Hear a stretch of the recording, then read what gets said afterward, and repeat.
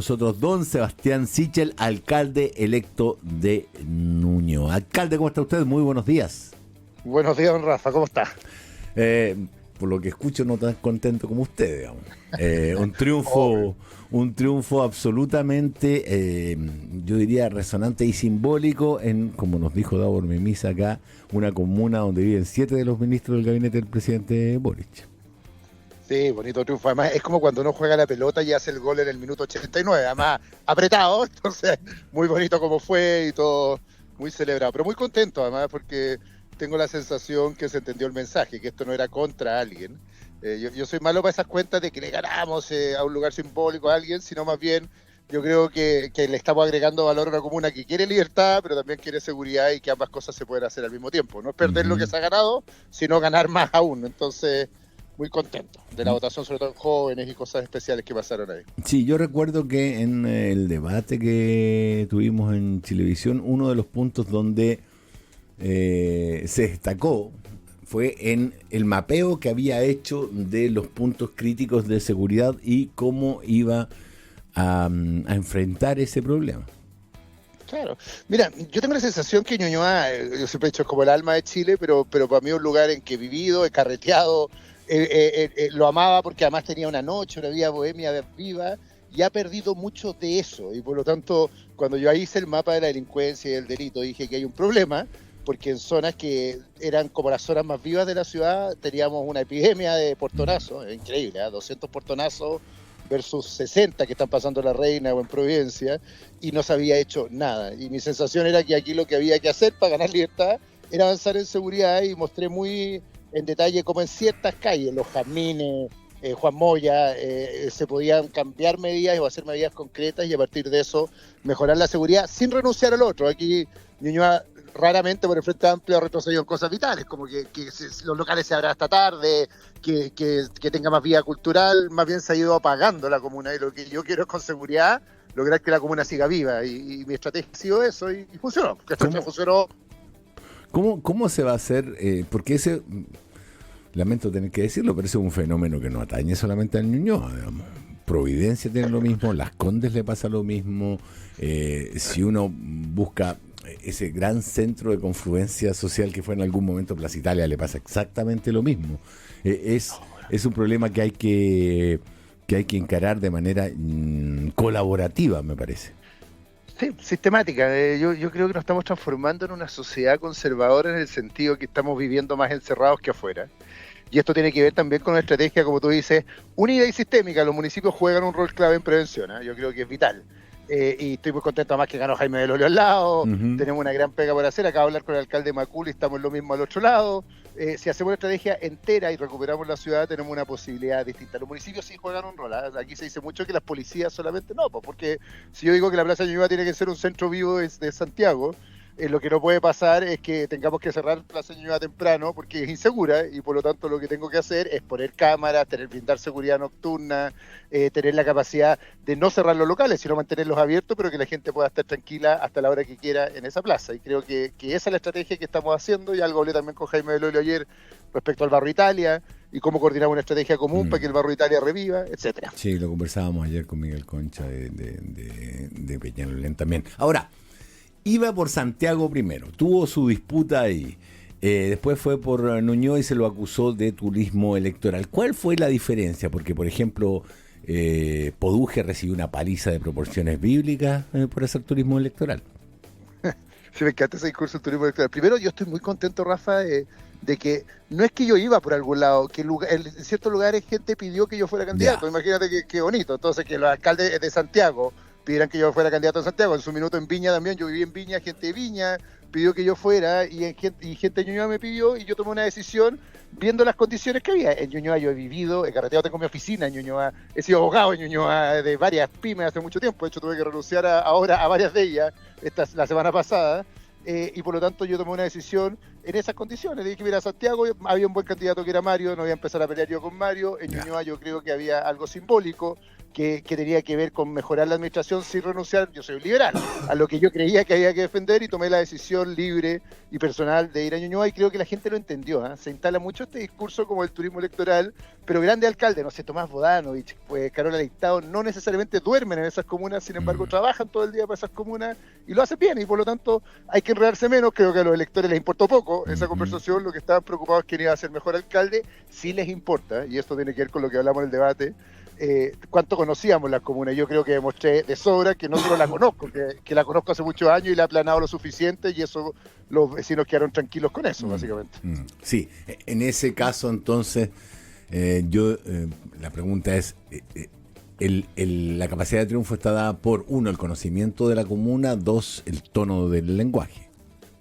Claro, yo creo que el tono del lenguaje y esta idea que la política tiene que dejar de ser contra algo, sino por algo. Yo estoy convencido de eso, y creo que logramos instalar esta idea de que Ñuñoa podía estar mejor que lo que estaba si teníamos una mejor gestión y eficiencia en los recursos, si no renunciábamos, lo que te decía al principio, a lo que se había ganado.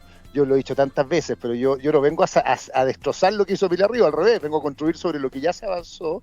Y creo que ese mensaje funcionó, y que tiene que ver, yo digo, con la mala política. Está lleno de políticos gritones, que en el fondo lo que tratan de decir todo el día es que voten por ellos porque los otros son muy malos. Yo traté de instalar una idea que voten por mí porque tenía una propuesta y una estrategia por la comuna, y creo que funcionó. Eso tiene que ver con el tono. Me encantó esta elección. Mira, déjame verte un ejemplo. Yo creo que en política nosotros en Chile están mirando mucho a Milei o a Trump o a quien sea, y los chilenos somos más de Iván Zamorano, de gente tranquila, que le gusta a su mamá de comer la cazuela, que la gente está esperando políticos que, más que gritar tanto, hagamos cosas y que trabajemos en serio. Y en esa lógica espero ser Zamorano, ser perseverante, hacer la pega, y se entendió bien en el mensaje eso, básicamente. Acaba de meterse en un jardín complicado, don Sebastián, porque su candidato a gobernador es don Francisco Rego, es como el ejemplo perfecto del gritón. Sí, pero tengo la sensación aquí, en esto entre Pancho Rego y Claudio Rego. Mira, yo tuve mucha admiración en su minuto por Claudio Rego, lo digo honestamente, pero creo que Claudio en la ambición se perdió.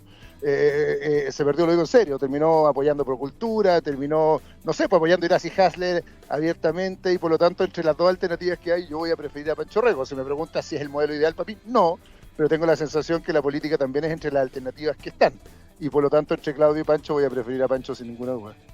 Pese a que acabas de definirlo como los políticos que no queremos, ¿no?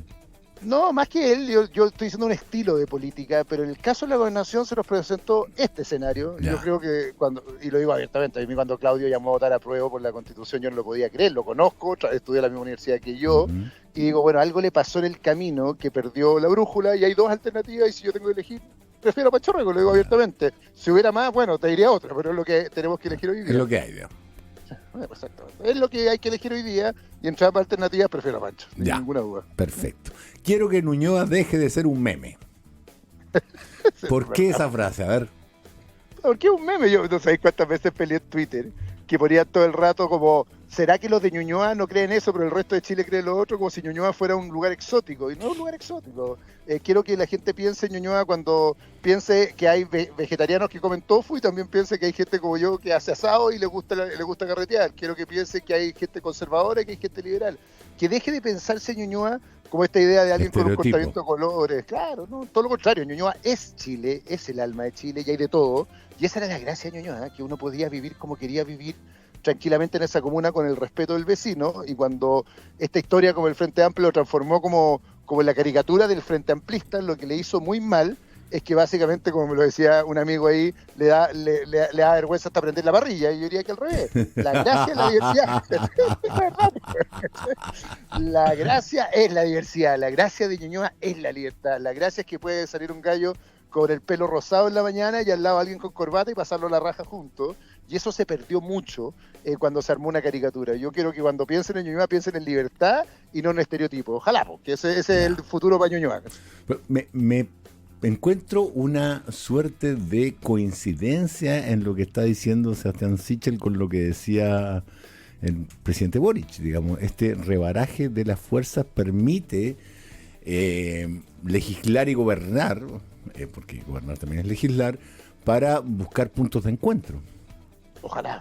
Sabes que lo ruego profundamente. Este país está atrapado en una pelea de barras bravas que impide que avancemos, y lo digo trágicamente, ¿eh?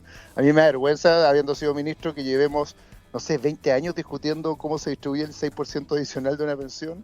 Me da vergüenza. ¿Cómo se que nos distribuye pongamos el de acuerdo. 6% adicional de la pensión?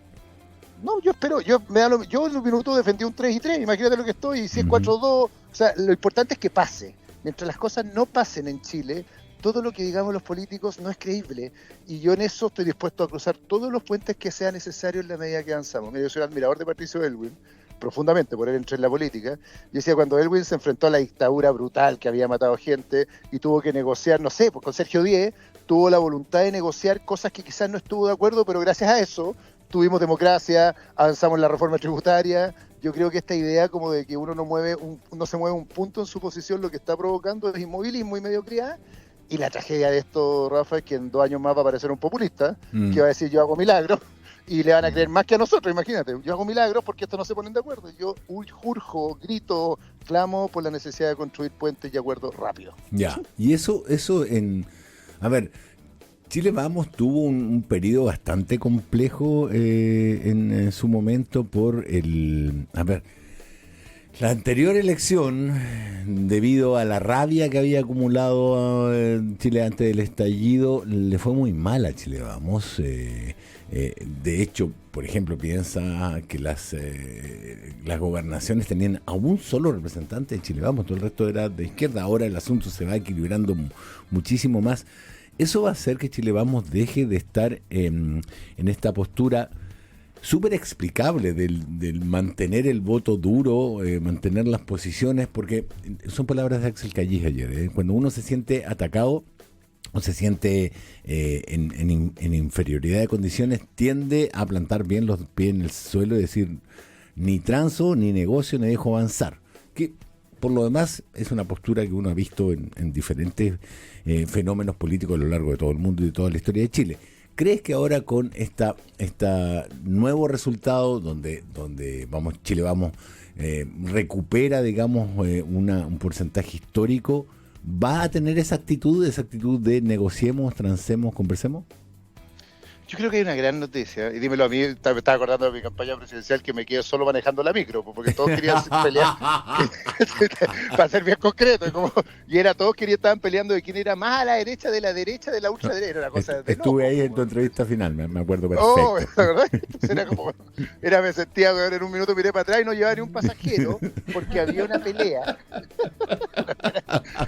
Y era porque había una pelea ridícula, me parecía ridícula, de quién era más de derecha que el otro, y yo decía, pero si los electores no quieren eso, y por eso Boric arrasó después. Los electores querían qué iba a pasar con su futuro, etcétera. Yo creo que el aprendizaje que tuvo Chile Vamos, y lo digo también por el mundo amarillo y demócratas, con quien tengo una buena onda, pero total, es que básicamente aquí la pelea no es quién es más de derecha, la pelea es quién interpreta mejor al país, y el aprendizaje en esta elección es que se acabó esa hegemonía como el mundo republicano, que ponía la música, trataba de traidor o cobarde a todo el que no hacía lo que ellos decían, porque se demostró básicamente que con una agenda que le hablara a las personas de los cambios, de la necesidad de la seguridad, etcétera, la gente votaba por nosotros, y por lo tanto, más que andar peleando quién gritaba más fuerte en la barra, se ha ido ganando una estrategia. La mejor muestra es lo que pasó en Ñuñoa, pues si al final yo gané no siendo un gritón, no siendo el más de derecha, sino todo lo contrario, mostrando que había una agenda posible hacia adelante. Y también una gran lección para la oposición, ¿eh? Yo soy crítico de este gobierno durísimamente, pero la oposición tiene que entender que la pelea acá no es con republicanos, la pelea de fondo es cómo logramos ganarle un electorado a la centroizquierda o a la izquierda que tuvo una intuición sensata después de ese octubre. Octubre no fue pura violencia, la tragedia fue la violencia. Pero en octubre hubo demandas sociales de chilenos que están chatos de una sociedad tan injusta, que están pidiendo que se hagan algunos cambios para avanzar, y por lo tanto hay que garantizar eso. El piso higiénico es la seguridad, en eso estoy de acuerdo. Sí. Pero después del piso higiénico, oye, mi mamá quiere llegar a fin de mes y que no, mi mamá vive la PGU y de lo que yo le aporto, ¿cachai? Quiere llegar a fin de mes y está chata que su PGU sea tan baja porque no le alcanza, y legítimamente me dice, si a él no me hablan de esto y solo me hablan de que no me roben, no me basta, pues quiere que no la roben, pero también quiere lo otro. Y yo creo que esa conversación tiene que entenderla el mundo de la oposición para competirle en serio al mundo de la izquierda en Chile. Me mencionaste a amarillos y demócratas. ¿Qué es lo que explica su virtual desaparición del escenario político? Mira, ellos vivieron lo mismo que yo viví cuando armamos Ciudadanos con Velasco, que básicamente la idea de un centro solo, con camino propio, no funciona en Chile. Ya lo viví cuando armé Ciudadanos y Amplitud, con Velasco, etcétera, por una cosa bien lógica: la gente necesita garantías de gobernabilidad. No vota porque diga yo soy de centro, vota porque alguien le dice yo puedo gobernar.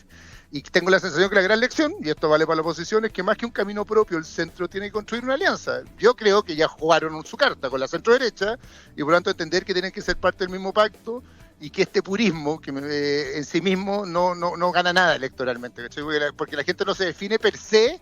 Yo soy de centro, dice yo soy de centro, pero desde una posición respecto al gobierno, respecto a otras cosas, y por lo tanto hay una gran lección de la oposición de ojalá trabajar en conjunto como estrategia, ojalá con un eje en el centro y no en la derecha extrema, y por lo tanto Demócratas y Amarillo tienen mucho que aportar en eso, pero que el camino propio no funciona. Esto entonces posiciona, mientras Evelyn Matei trate de crecer hacia el centro, la posiciona en primera línea, en primer lugar, no voy a decir primera línea porque varios de tus aliados saltan cuando escuchan esa palabra, en el primer lugar de la pole position entonces para la carrera presidencial, siempre y cuando ellas busquen los votos del centro, ¿no?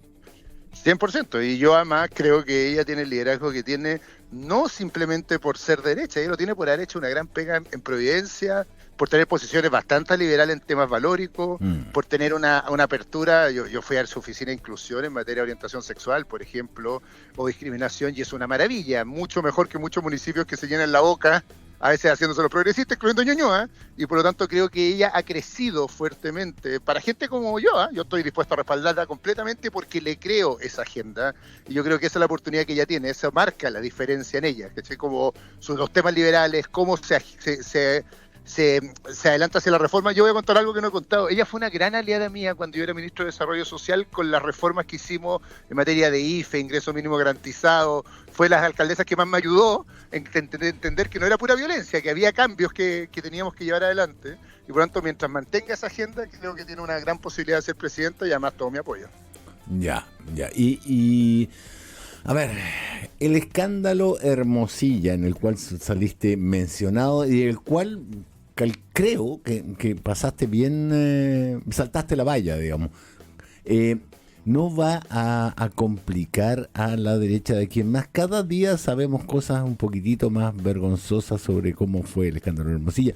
Estoy hablando, por ejemplo, de lo que pasó con el fiscal Manuel Guerra y cómo se cerró el caso Penta, donde en tuit de don Carlos Gajardo dice: están todos los elementos del cohecho arriba de la mesa. Oye, mira, dos cosas conmigo ahí en el caso Hermosilla que para contarte. Lo primero, no es que haya salvado. Yo estoy muy orgulloso de lo que pasó. Saltaste la valla. Tenés razón. Pero mira, una cosa que me puso orgulloso del caso Hermosilla es que demostró evidentemente cómo soy. El fiscal lo contó. Hermosilla me llamó, sí. Le contesté, no. Pidió o trató de hacer gestiones por un crédito, sí. Aprobamos el crédito, no. Era lo que había que hacer. Cuando si quieren que haya milagros respecto a eso, no. Hice todo lo que yo he hecho siempre. No acepto presiones, no acepto llamadas, y por lo tanto estoy muy contento. Y tanto así, Rafa, que le puse una querella por injurias a una niña llamada Cárcamo, que gané ayer en un tribunal y fue condenada, primera vez que se condena a alguien por injuria en materia política, básicamente porque trató de mezclarme con un caso que a mí me pone orgulloso. Hice lo que había que hacer. Si Hermosilla vendía aire o se hacía el amigo de todo Chile, no es mi problema. Mi problema es hacer lo correcto, y esto tiene que ver con la derecha en general. Ahí te respondo el fondo, ¿cachai? Que es lo que yo no creo en esta cosa como las culpas cruzadas. No es que la derecha es la que tenía el caso Audio, es que la izquierda encubre violadores. Hay corruptos en todo el sector, en todos los sectores políticos los hay. Hay violadores en todos los sectores políticos, los hay. Lo importante es no andar escondiendo a los propios y acusándolos del frente, y por lo tanto Hermosilla es un chanta que tiene que estar preso, y hay que perseguir a todo aquel que escondió o aceptó influencias de él. Y lo mismo pasa en el caso Monsalve. Lo peor que le está pasando a la política chilena es que todos apuntan con el dedo al frente. Vale para el caso Penta, porque la verdad es que aquí se encubrió Penta y Sukimich, y había políticos de ambos lados, y por lo tanto lo que hay que decir acá es que todos los que taparon esto toda esta asquerosidad, tienen que ser denunciados y perseguidos independiente del sector político, porque si no esto no tiene fin. Todos están diciendo que el del frente es malo, y yo creo que aquí lo he aprendido tanto en mi vida. Hay corruptos en todos lados y la política tiene que ponerse de acuerdo en perseguir a los corruptos y no hacer de esto empates políticos permanentes. Sí. Esa es mi posición. Yo estoy de acuerdo con el caso Penta. Se tapó el caso Sokimich, además. O sea, y se tapó con la ayuda del políticos Servicio de Impuestos Internos. Pues O sea, exactamente. ahí sí que la cosa subió hasta a niveles inconcebibles. Eso es lo que te iba a decir. Y una operación también en el gobierno de Bachelet para tratar de no querellarse en el caso del Servicio de Impuestos Internos contra Sokimich, y por lo tanto lo que uno ve no es que esto sea un problema de un sector político. Hay una clase política transversal que en su minuto esconde lo que debería ser transparente, y por lo tanto hay que perseguirla completamente del lado que sea. Yo creo que eso es lo más urgente para que la gente vuelva a creer en nosotros. A esa clase política te estás integrando a pie junto. Sí, pero he resistido como un perro en esto. Espérate, lo de Hermosilla lo demuestra, porque créeme que yo, cuando eres presidente del banco, Rafa, te llama todo el mundo, no solo este señor Hermosilla, te llaman muchos. Estoy muy orgulloso de haber sido presidente de un banco y no tener ni siquiera una denuncia o acusación de nada en mi vida, porque créeme que sé defenderme y resistir a esa clase política, y orgullosamente no vivo en la política, y por lo tanto puedo mantenerme libre muchas veces de esas presiones. Don Sebastián Sichel, alcalde electo de Ñuñoa, muchísimas gracias por el tiempo que nos ha dedicado aquí en Radio Zona. Que tengas una muy, muy buena jornada. Abrazo grande, Rafa, y cariño a todos los ñuñoinos. Empieza una pega de nuevo, no con caricatura, vamos a hacer asado y vamos a comer tofu al mismo tiempo, ¿ya? Abrazo. Chao, gracias. Chao.